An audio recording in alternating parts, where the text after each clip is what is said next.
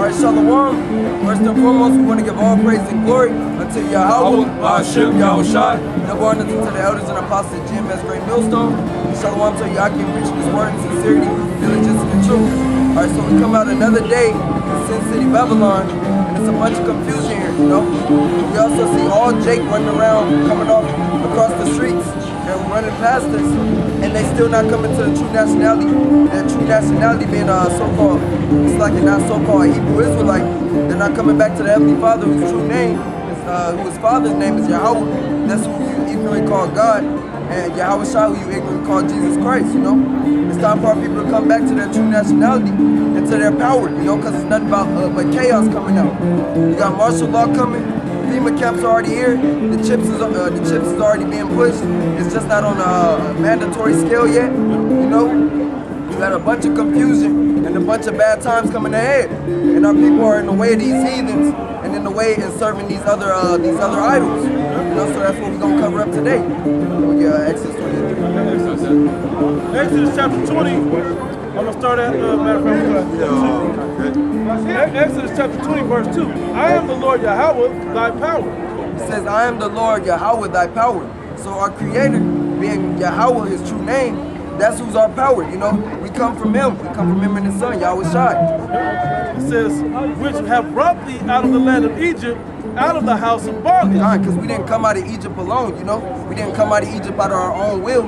We only escaped Egypt through the power of Yahweh Shai, you know.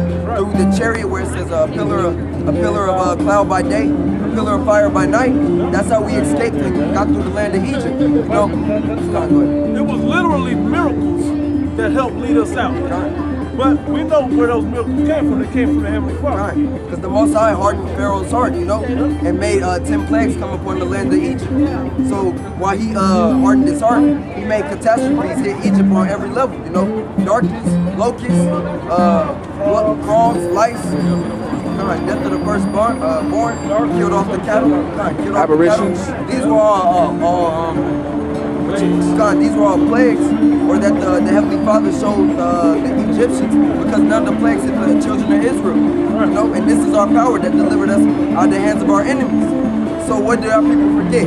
We still forgot the power that brought us out of the land of Egypt. You know, we forgot the power that brought us into slavery in America. You know, our people tend to forget the same power that's having us live. You know, in Malachi the 4th chapter asks, basically, does he still love us?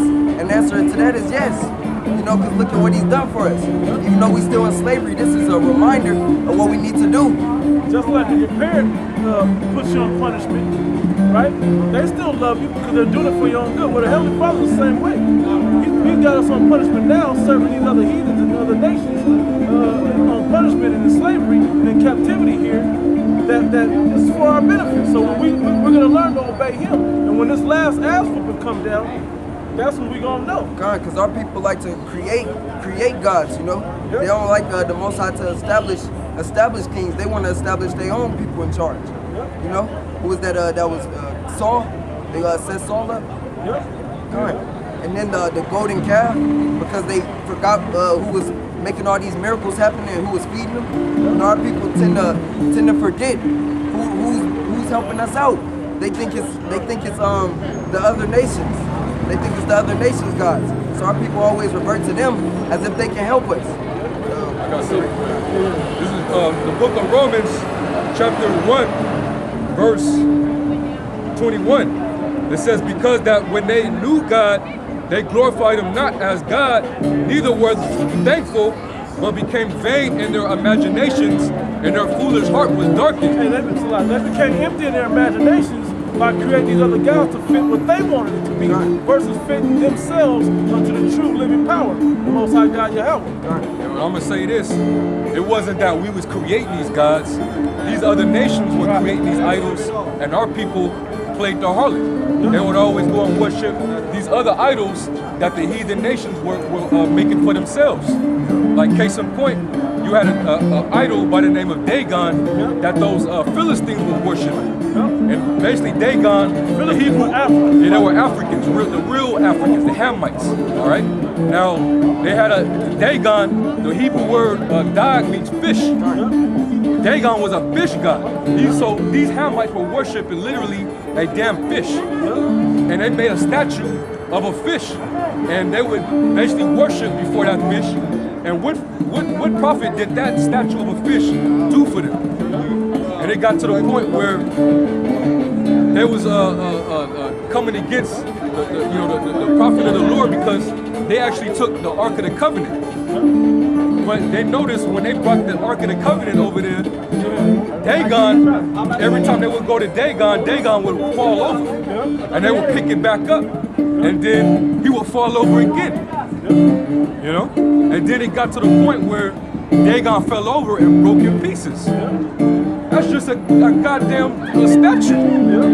It's just material. It was made here on the earth. Why are you worshiping that? Same thing with the stones.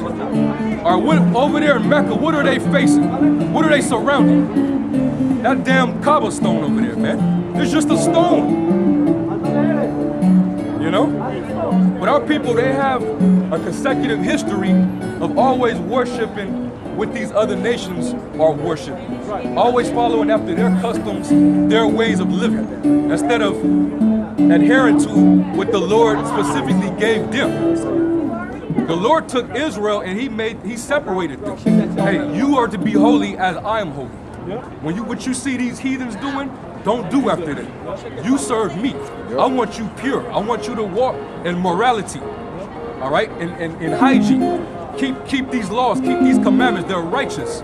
This is what separates you from the rest of these people. But our people, they always want to go after what they see all the other people are doing. And that's why we are right here in this condition serving hardcore slavery, man. Now, we may not be on the chains like we was back in the 1700s, but mentally, our people are gone. They serve this white man. They don't need no chains to serve him. Right. Okay? The chains are inside their hearts now. Yeah. Inside their minds. He programmed them. Yeah. I better not go too far. The white man gonna get me. That's right. If I may, let me finish this scripture real quick. It's back in Romans chapter 9, verse. So like, I make a quick point about Dagon. Go ahead. And Dagon is still connected to the Roman Catholic Church. That big ass hat that the Pope wears, that's in the shape of a fish head. Yep. That's what that hat represents. That's Dagon you're still worshiping if you're in the Roman Catholicism still. And that's where all these religions stem from, the Roman Catholic Church. Go ahead, bro. Yeah, Romans chapter 1, verse 22. It says, professing themselves to be wise, they became fools and changed the glory of the uncorruptible God or power into an image made like to a corruptible man and to birds and four-footed beasts and creeping things. So instead of worshiping the power, the one and only power Yahweh, our people took objects that they seen upon the earth and started worshiping them. You know, for example, the Native Americans, they worship corn god, the rain god.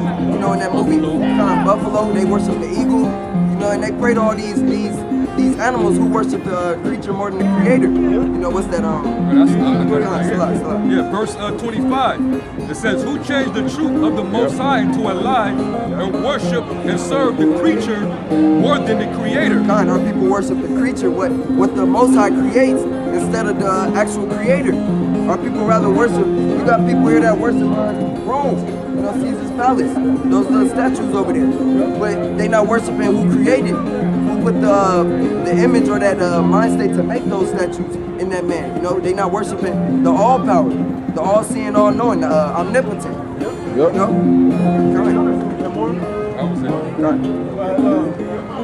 You said this about jumping onto these other gods and their lovers, right? This is Hosea chapter 2. I'm gonna start at verse 6. No matter of fact, verse 6 it says, therefore behold, I will make up thy way with thorns, and make a wall, and she shall not find her paths. She shall follow after her lovers.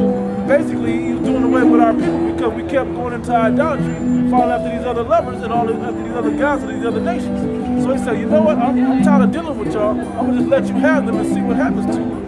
Hey, like for an example, because like the scriptures say that Israel played the whore with many lovers, and those lovers represented those other nations who the Lord ended up sending over us, but we was constantly marrying their women and taking on their God, basically worshiping after the gods of their women. And that's how we was joining ourselves into these other nations. All right? Like, I'm gonna give you a modern day example, which I'm not sure if Russell Simmons is still into that madness, but he married Kamora Lee Simmons, who happened to be, what was she with, Korean or Chinese or something like that, right? And the predominant God figure to them is Buddha. Russell Simmons, when he married that woman, the nigga turned into a full-fledged Buddhist. He's serving after a foreign god. But Russell Simmons is he's an Israelite. You ain't supposed to be following after no Buddha, man. All right? That's for the Koreans, the Chinese. Okay? That's their position. Okay? You supposed to follow the word. Okay? Follow these commandments. That's right, man. You know, and that's just an example. You know, you got other examples of our people, a lot of the men from our nation, you know, they'll be in a part of the military and they will go overseas and, you know, whatever tours they go on, some of those tours that have them over there, those Islamic countries. And when they go over there to them Islamic countries, they'll start to see those Arabian women, or those Arab women, and they'll see how those women dress. You know, they dress real modest, and you know, they see how they treat their men. But their men worship the Kaaba stone. They worship Allah. So Jacob see that and get mesmerized by it, and they'll think like, well, shit. Look how these people, look at the manner of how these people are living. You know, their women are in order. You know, they pray 5 times a day. You know what I'm saying? They say this, they say that.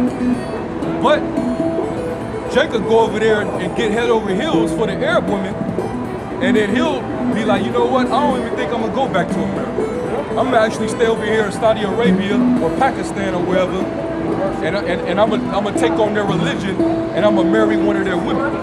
And then he'll become a full-fledged devoted Muslim. He'll start speaking fluent Arabic and all that shit. Way better than his English. Yeah, he speaks Arabic way better than his English, man.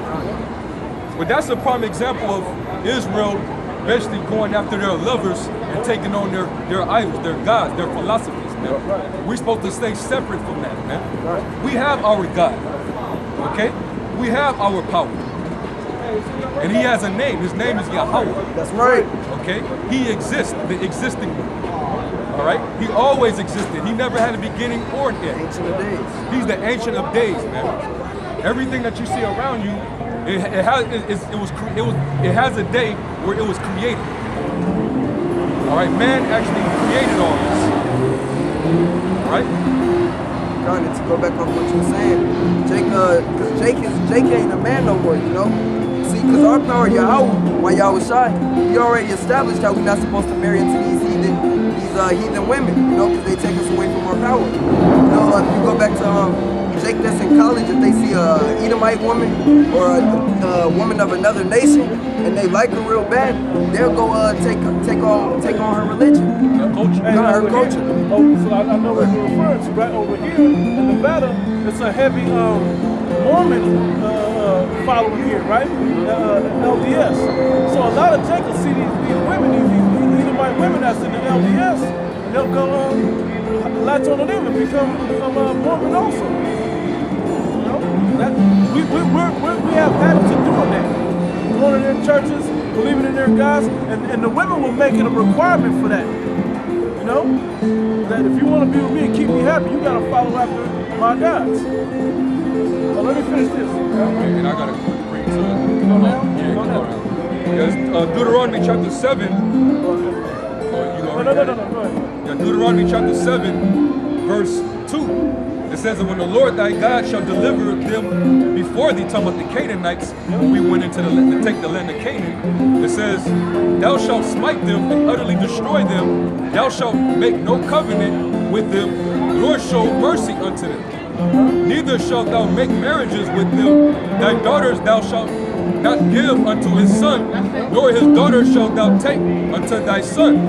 For they will turn away thy sons from following me, that they may serve other gods. So will the anger of the Lord be kindled against you and destroy thee suddenly. That's where we're at today. That's why we're in charge of Sarah Connor Bible Show. That's why this has to come. That's why this must come to America, because we follow after other guys amongst other sins that are committed to our people. These people have to see this because their sins are now washed away because they're following after these other nations. Because they're happy to hop on to their women and their gods. The women part ain't the big deal. It's that they turn you. These women make men weak and they turn you onto their gods. Where's the hey, like for example, if somebody can actually get that account, King Solomon, the wisest king that ever lived. What was his transgression? Why did the Lord take the kingdom from him? That's because he basically got pussy whipped. All right, he had this man has 700 wives and 300 concubines, and it wasn't the fact that he was dealing with those wives, because there's no sin in a man having more than one wife. The sin was in allowing those women to basically seduce him into worshiping after their idols, their gods. That was what the transgression was. 1 Kings 11 chapter, real quick. 1 Kings 11, I'm going to start up at 14. Wait, let me see. Get to right to the point.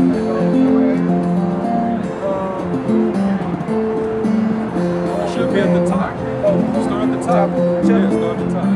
Yeah, come, so like, 1 Kings 11:1. But King Solomon loved many strange women, together with the daughter of Pharaoh, women of the Moabites, Ammonites, Edomites, Sidonians, and Hittites, of the nations concerning which the Lord Yahweh said unto the children of Israel, ye shall not go into them, neither shall they come into you, for they will surely turn your heart after their gods. Like you just read the law, right? It says Solomon clave unto these in love.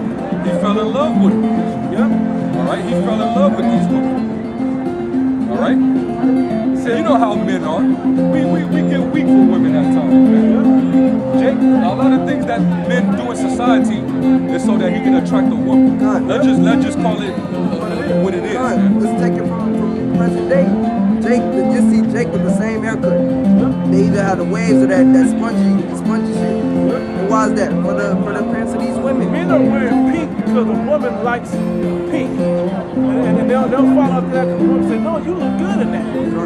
Even though other men are laughing at you, but then the other men will see that man has got women surrounding him because of that pink ass shirt, and they'll start doing it. You see how it begins to sprout and infect our nation? Hey, how many of you have ever either been with a woman or you know somebody that had a woman that basically made it an obligation for her man to attend church every Sunday? If you want to be with me, you got to be devoted. You got to come to church every Sunday. I had a woman before I came to the truth. I had a woman tell me I had to convert to Judaism. I was a Christian back then, but I had to convert to Judaism to be with her. And I was like, yeah, this looks like about the end of our relationship. Yeah, man. You know, so a lot of men are going straight. You know, and we talking about our own women. We talking about the heathen nation women, but our women are the same too. They just like the heathen women too, man. Because they're all into these philosophies and all these doctrines out here that lead you astray from the knowledge of the truth of the words of the Most High, man. You gotta learn how to have a backbone, man. Okay? Don't let these women rule over you in your household, man. You're the man. You're the head of your household, man. Whatever God you serve, hey, she gotta serve you. She gotta serve you. That's right. She got a problem with that, she could kick rocks, man. Straight up, man. Hey, there's too many women, man. They're built similar. Trust me, hey, the more manly you are, a real woman will follow after that. Or if they ain't gonna follow after that in their natural order, hey man, they need to leave. They only gonna bring you strife. You bend here and they'll bend until they break you. It's too many women and not enough men. Yep. So that gives you the full advantage. Stand upon something. As a man, you got to stand upon something 100%. If you following any fad is for a woman. Yeah, these trends and stuff like that, you get on that because you want to please these women. That's why, Jake, this new generation is very degenerate, man. These guys look like just perverted, sick things that come out of a cartoon somewhere, man. All right, blonde dreads, or they have a weird ass haircut with different colors, or just some way out shit, man. Tattoos all over their face. They do it because they want to attract these sluts out here. You know? But you ain't supposed to let nothing deter you from walking after the path of the Heavenly Father, man. Right. Go ahead. Verse 3 it says, and he has 700 wives. Hey, if it happened to the wisest king, it's damn sure going to happen towards lower level men. All right? Go ahead, It said, and he has 700 wives, princesses, and 300 concubines. And his wives turned away his heart. And his wives turned away his heart. All right? They turned his mind away from the Most High. Much like how Eve turned away Adam in the garden. When she basically gave attention to that damn snake, which was a man, it wasn't no actual literal, it wasn't a damn python. It was an actual man with a cunning, a subtle nature, man. And that man basically lied to her and told her, hey, if you want a taste of this tree, which represented the knowledge of these heathens, okay, if you want to come and do after the likeness of these nations, you can do that. You ain't gonna die. You're gonna be as gods, knowing good and evil. And what did she do? She took it. It was a fad and she ran with it, right? Yeah. You know, what he promised her in the garden, hey, these women play it out to this very day. Right. That's why you see more women in these college, in the school system getting lied to. All right? It is more of them in the school system than it is the men. Because women are easily manipulated. You can tell a woman anything and she'll run with it. That's why we're the Most High's woman. Because as a nation, we're an easily manipulated nation. If we see another nation prospering, then we gonna go in the ways of that nation. You know? So we the Most High's women, and women are easily manipulated, like I said. That's why the serpent went to Eve and didn't go to Adam. My question to y'all is, I was raised as a Muslim. You was raised Muslim? Yeah, an Islamic family. So my question to y'all is, when was the history lost? Now, I know the average answer would be during slavery. But when was the real history lost? During the time of the Greeks. So you mean as far as... No, before that, back when the Greeks ruled. Like 1000 BC? It was, we don't remember that. I mean, there's time. Well, when you say Greek, I think, because the Greeks were boy lovers and all of that. So Right. I understand when you say Greeks. No, the understanding, the scriptures say that in 2 Thessalonians, that there was going to be a falling away. There was going to be a time period where, because back when the Lord was on the scene, this was 2,000 years ago. Or this is roughly around 30 AD. You know, when the Lord began his ministry, the truth was around back then. He died 33 AD, and then you still had the Roman Empire continuing, but you still had the ministry of the prophets and the apostles going out and spreading, the knowledge. Now, where everything started to go sour was when Constantine and them came into power, and I want to say around about 400. About 400, 3-something AD. That was when he came and manipulated the true understanding of the scriptures, and he started to amalgamate pagan ideologies and idolatry. He took those ideas and amalgamated it into the doctrine of who the world calls Jesus Christ. He basically manipulated it and basically destroyed what the Lord was actually trying to push to his people. So after Constantine came into power, that's who informed the whole Roman Catholic that you see today, because it started with Constantine and them first, which those were actually black men, by the way. Those were actual black men. So basically they were taking on... Constantine was black? Yes, he was. Yes, he was. Yeah. Never heard that before. I mean, I don't mind, but I've never heard. Well, it's a reason why that time period, starting at that time, all the way up until, I'll say, the late 1300s or 1400s, it was known as the Dark Ages. Let me say something to you. When you say that, the reason why you've never heard of these people being black is because our history as a people was erased. The whole point was to conquer and divide. Yeah. And Willie Lynch said it best. You know what I'm saying? So the history of our people were erased. So anybody you hear in the biblical times were black, you know, you're never, it'll come as a surprise. Because being black, you know, and this is him saying that. To be a black king and a black queen during those times was unheard. Well, not during those times because we were. But during these times it's unheard of. Right. We're so low. It's unheard of because only history you recognize is the history that the American people put here. Exactly. Not seeing you as a person because I don't know how far you stay. I look as deep as I can. Yeah, but I wasn't there, so I that's I like in school they never taught us You things go like into this. another country, they still have some of that. The pictures I was always raised on was a white man with long hair. But it doesn't say that. It said he had skin of clay and hair of wool. That's not a white man. That's arbitrary. Like this. I've been here before. Notice, You guys. look That's up. arbitrary, clearly. Right. Notice when the Renaissance era took place, that was around what time? Roughly around what time? They're like 1400 to late 1600s. Notice that art and the icons that they had. Notice the people in those icons were a certain color after the fact, but prior to that, they were not that color. What happened during that time period was iconoclasm, which they whitewashed the true images of these people. They painted over and made them white. I got that book in the front of my bag. Because when you look at the catacombs and you look at the actual artifacts, they'll show you depictions of the Lord, the apostles, the prophets, No, all of them. I'm aware of this. Different kings. I've seen they this. have dark skin Yeah. with woolly hair. I just Some never of heard them wore Constantine. cornrows, man. Yeah. You know, this brother, we got a book. No, right I've here. seen this. The Constantine one I never heard. Yeah, Constantine, I thought yeah, he was Constantine was, you know, Well, because during that time period, Caucasian it was Roman. during what you would what they would call the Holy Roman Empire. Yeah. After the pagan Roman Empire fell. Right. When you had Priscillius Niger, you had all these different Roman Caesars. After Edomite, it was so-called white Caesars were ruling. You had black Caesars that started to Yeah, rule. I've seen stuff like this. Yeah. Okay. Yeah, I'm familiar with this. Yeah, that's the artifacts. But by the time Constantine was ruling, you already had a Roman Caesars that were so-called black men. Look up Priscillius Niger.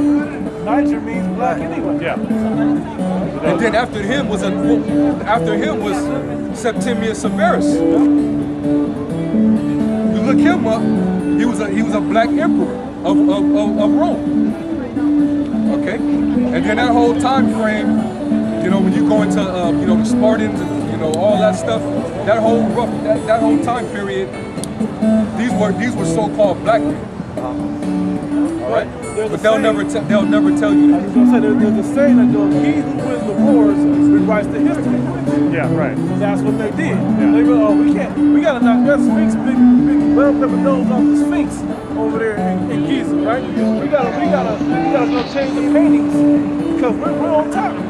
We're going and pillaging the whole earth and taking all the resources and whatever else, claiming it for our own. We gotta take all that out. And they've been through conquests, different conquests. And after the Renaissance, they went back and went into these other lands and dug up artifacts and found stuff. They got that stuff still, but they only put out the information that puts them back on top. But even though they know the truth, you know, so that's just some of the history of how that goes down. History's written by the victors, right? Right. It's First Maccabees chapter 3, verse 48. It says, "And lay open the book of the law wherein the heathen had sought to paint the likeness of their images." Yep. So they painted their own images as the Lord, who usually called Jesus Christ. Now that's a prophecy because this wasn't painted for a long time before it actually this got painted. You know, a long time after this got painted, and that got said years before. Yeah, like I said, look up, you know, the art dating prior to the Renaissance era. Yep. You'll see see that as dark faces. But after these Edomites came out of those caves and the rebirth of the pagan Roman Empire came back reincarnated, they came out and they basically whitewashed everything. Told you everything was white. Everything. Because they were on top, and that was a symbol of their rulership and power. That's right. And what does this do? This image in itself makes people believe that if they see this, well, if God is white, and these white people are ruling and they're on top of the position, they must, we better not run up against it. Yeah, we gotta follow them. Even though their ways don't make sense, you know. But look, they're prospering. We better get in line, because every time we didn't, going back to slavery, they were reading these same scriptures as they beat us, you know, and justifying what they were doing. So now we're rising up out of that. We're waking up. The seals, because he was asking about that, but the seals have been opened now, and that's why we're getting it back now. You know. Where were we at? About the time of the Greeks, to thoroughly edify the camera about what he was asking about. When did we lose it? Because, matter of fact, just to make a quick point about what he was saying about Constantine and the Catholic Church, the birth of that. There was Muhammad had come. Was that like 10th century or something around there? No, he came around 500. Around 500. Yeah, something. Right. Yeah. So when he came on the scene, he picked up, he saw when he was following us, and he saw that we were a camelback for us. Something like that. He was like a herder. Yeah, a goat herder or something, I don't know. But anyway, he picked up some of our statutes, laws, and commandments and tried to take it back to his people. Let's take a step forward this way a little bit.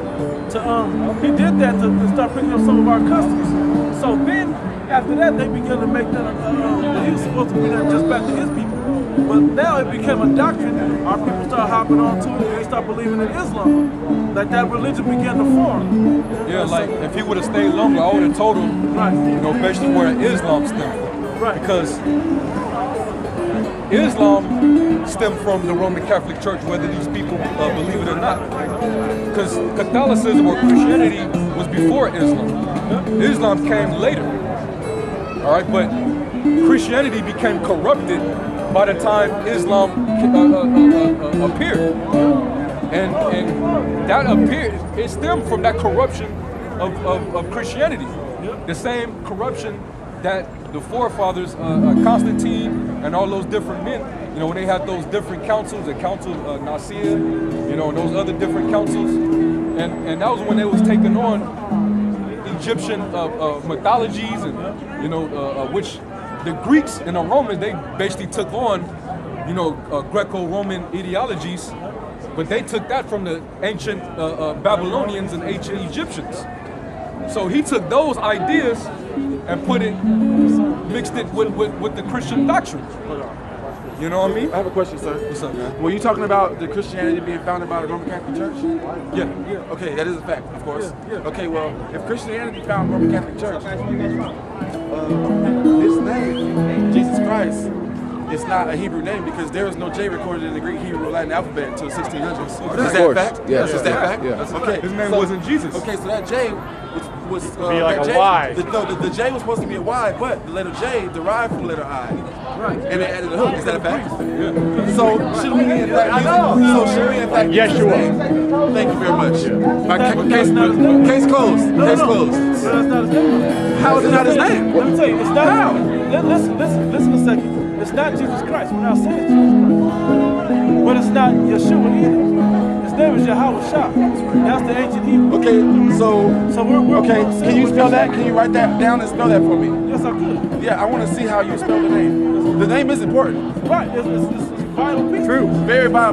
We should address him by his name as accurately as we know. When I tell people this, You saying something right, because there's actual Israelite groups that teach that, or you can call him whatever you want to call him. and I don't like that because That's you know, not cool. my thing You is, got a name, I got a name. We my want thing is, to call listen, by our name as accurately but possible. listen, my thing is, when you go to the store, you don't get Fruity Circles, you want the Fruit Loops. Right. You don't get the, super syrup, you want Aunt Jemima. Right. All of a sudden, when it comes to the creator of the universe, all of a sudden, oh, we shouldn't get caught up in the No name. big deal, yeah. There's no big deal this time, huh? That's You know? wickedness. And I'm gonna tell you about the like Yahweh.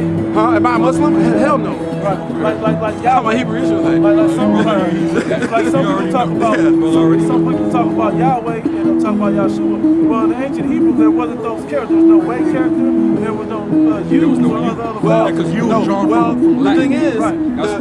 the Yahweh was first a tetragrammaton. Yeah, Right. YHWH. YHWH. The A and the E was added so we Right. so his They name didn't would be have pronounceable. vowels. Yeah, Right. you had Okay. to fill it in. Right. But- They had other languages that came with other vowel sounds. But prior to that, there was only A's and I's, so they didn't have to, they created it because they didn't have to fill it in with another vowel sound because there was only two vowel sounds, so you could pretty much put together what it was saying through the Hebrew character. There's only 22 letters in the Hebrew. Right, there's only 22 letters in the ancient Hebrew. I was just wanted to ask about this name because We don't. this name. This is just verbatim for people to understand because Right. they only understood him by this name. Okay, You know what I'm saying? because that name is three different gods merged in one name. Zeus is up in there. Zeus, Isus, and Christ come from Krishna. Right. You know what I'm saying? It's a Babylonian god. Like Israel. And I'm gonna say Isis, this. Ra, I'm and gonna say El. this. That Christ word, that Although- goes back to Serapis Hold on, though. Christus. Yeah, Serapis You guys Christus. don't have a If you go problem back with to the the name Greeks, you had Ptolemy the first Soter, Because you- who actually Isis, he Ra, was worshiping Is the that Greek name, gods. that guy right there? Isis, Is Ra, Caesar, and that guy But right that's there? Cesare Borgia. But yeah, that's how you pronounce it. That's But you heard Cesare of Borgia this? right Yeah. there. Okay, all right. Thanks a You lot. already know, brother. Thanks a lot, guys. And where you from, brother? I'm from Florida. From Florida? Yeah, you got brothers We got brothers out there. Jacksonville. Jacksonville? All right, brother. Yeah. I'll we catch got up with brothers. y'all. Yeah, brother. So, yeah, man. But just to real quick touch on when he's talking about Isis, Ra, and El, Israel, that's not what that comes from. That's just a transliteration. Something I heard lately. Right. They made it They to be reach that- with that. That's what I thought, but They reach with it. you got to. When I saw it, I was like, it made me think, because you break things down, and that's, we get. But Isis, Ra, and El, is that a Hebrew god? Are those Hebrew deities? Israel, Well, the claim is that they transfer through the different cultures, No. like Mary, Isis, Right, exactly. But they've adopted those into these other religions versus it being just a separate Hebrew heritage that we come from. Because Israel and the Hebrew. So to break it down for that, if you like that, it's just kind of a coincidence. Right. That No, you but can they're happen to. reaching to get people, because that sounds I hear new to you. people, so Yeah. people gravitate to things that sound new. Go ahead. Because Israel and the Hebrew is Yashar Allah. He is a prince of power. Through the transliteration, it became. It's only when you do it, it's a coincidence. It's a Latin English, where the transliteration provides for. So what was the first language of man? Hebrew. That's why babies come out speaking. Baby, they say mama, He said baba, babies Abba. come out. That's Abba is dad or a father in Hebrew. You guys are deep, Mama, man. Amma. That's mama. I'm a mom. Babies come out speaking Hebrew. Hold on. Adam was even though Adam wasn't just one man, but that when we go back to the beginning of Genesis, that word Adam, what language is that? Adam. That's Hebrew. It's from the Hebrew word Adama, which means from the ground, because man was formed from the darkest soil of the ground. Elements of it. Hebrew. So that was the original language. And then during the Tower of Babel, that's when the Lord made that division and he split up all these different nations and confounded their languages. That's why you got all these different dialects throughout the world, because the Lord wanted to basically make a separation, because he always chose Israel. Israel was always his people from the foundation of the world. All right? Matter of fact, Deuteronomy 32:8. When he made that division, he allowed the nation of Israel to continue on that original language. Everybody else started to speak either a broken dialect of it, or they start to speak a whole nother language. All right? Give me Deuteronomy 32:8. Deuteronomy 32:8. When the Most High divided to the nations their inheritance. Yep. And this is post flood, because the world was populated through Ham, Shem, and Japheth. And then when you read, the Genesis, the 10th and 11th chapter, it goes into their descendants. All right? Talking about Noah's sons. Talking about Noah's sons. Keep going. When the Most High divided the nations their inheritance, when he separated the sons of Adam, he set the bounds of the people according to the number of the children of Israel. He set the boundaries according to the nation of Israel. So, like that land at the Fertile Crescent, or what they call the Levant right now, that whole area belong to the Lord's chosen people. All right, he promised Abraham that land, and then his descendants, you know, his seed, which was passed down from Abraham to Isaac, down to Jacob. And it goes, if I may make a quick point, because Abraham got a blessing. His name was Abram, right? And then when he became Abraham, he became Abraham means father of multitude. Abram was exalted father. Yep. But then he became a father of a multitude. Yep. So that's why that's that way. So if people get it, that's why there's still Arabs over there, because there's some of their people too. They came from Abraham. Yeah, the Arabs come from Ishmael. Right. The Arabs will even tell you that they come from Ishmael. Right. You know what I'm saying? So they're sons of Abraham, but the promise always went through from Abraham through Isaac to Jacob. Yep. All right. That's where that's where they try to twist the blessing. The blessing is in Isaac. You know, so the Arabs, they have their little inheritance, but they're not the chosen. They're not counted for the promise. My question about that is being raised a Muslim, and we're taught Ishmael. So with being the blessings go to the first son. Normally. Right. Why was it changed when Ishmael was born? Even though he was born to Hagar. Read that, and then I'll get the account. Because Hagar was a slave? Right. She was a bondwoman, she wasn't a slave, right? But he received the blessings. She wasn't the God one. himself. It's another account of it in the time of Esau and Jacob. Yeah. Esau came out first, but Jacob got the blessing. And if I'm the creator, let's hypothetically say right? If I'm the creator, I get to choose. I normally have it set up like that, but I'm gonna make an exception because I choose to. Because this is my creation. I know you're my firstborn son, but I don't want you to do what I did. I will let you do what your mama did. I'm gonna let you choose my other kids to do what I get the choice because I'm the father. Read that right there. I get the real. It's Romans 9 and 6. It says, not as though the word of Yahweh had taken none effect, for they are not all Israel which are of Israel. Neither because they are the seed of Abraham are they the children, but in Isaac shall thy seed be called. That's the point right there. Because Isaac was chosen, and it wasn't chosen to Ishmael. That's the way. And Sarah knew that prophecy. You know what I'm saying? But that's the way. It's just the way it happened. Jacob have I loved, but Esau have I hated. And that's what it became after that. It's rough. It's rough. You say, oh gosh, that sucks. It sucks to be Esau. Jacob have I loved, Esau I hated. People read that and they go, my goodness, God hates somebody. That's what it says, though. This is 8. That is, they which are the children of the flesh.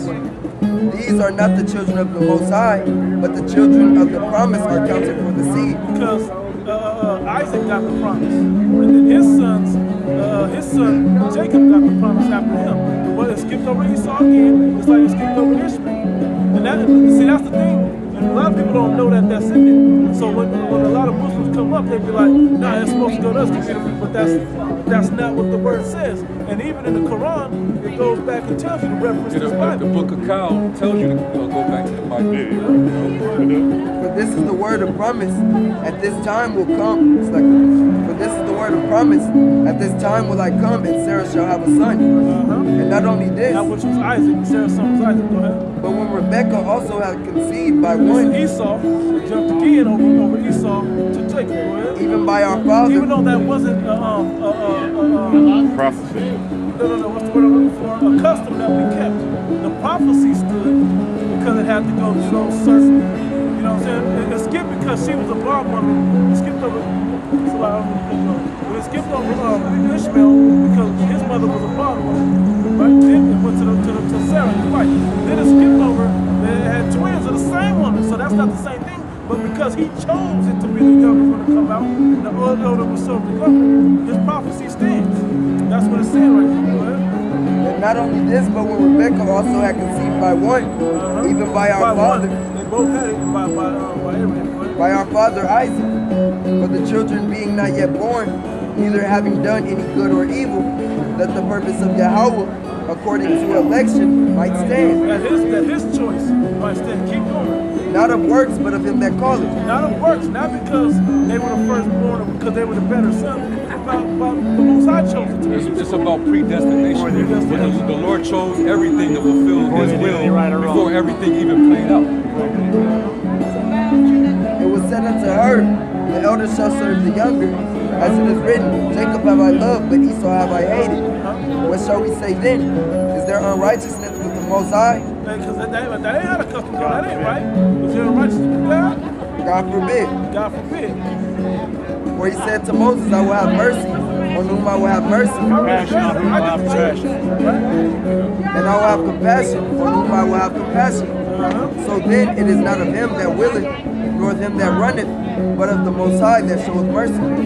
So it's basically about the will of the Most High. Yeah. So would you say Ishmael betrayed God? Because now it also said he will find great nations. He'll be the leader of great nations. He is a great nation. So what I'm saying is, Yeah, he's a wild man. so that's why I'm saying. Look what he got right now. He has that whole Saudi Arabian region is rich in oil, all type of resources over there. But he's fighting with the so-called white man for that right now. They fight each other for that right there, because they got a blessing and Esau got a blessing. That's why Esau, the so-called white man, that's why he's ruling at the time. You know, that goes back to the blessing when the Lord, when the Lord was on his death, not the Lord, but Isaac was on his deathbed, and he was getting ready to bless. He was getting ready to bless his sons, and he ended up giving the birthright to Jacob. But it was supposed to originally go to Esau because Esau was the firstborn. But because he found out, like Isaac found out that he blessed Jacob, Esau came and was like, okay, come on, my brother basically took my birthright from me. So are you gonna give me a blessing?